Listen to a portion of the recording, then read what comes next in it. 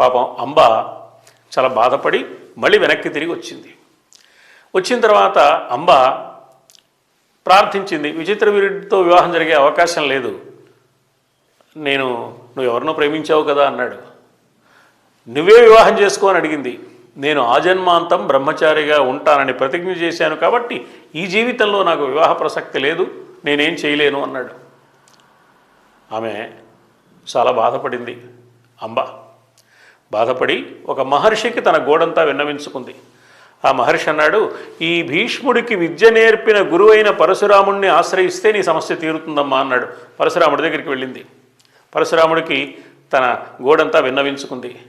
పరశురాముడు అన్నాడు, ఆ భీష్ముడితో నేను మాట్లాడతానన్నాడు. భీష్ముడిని పిలిచాడు, విషయం చెప్పాడు. భీష్ముడు అంగీకరించలేదు.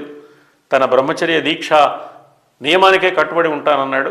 ఇద్దరి మధ్య యుద్ధం జరిగింది, గురు శిష్యుల మధ్య.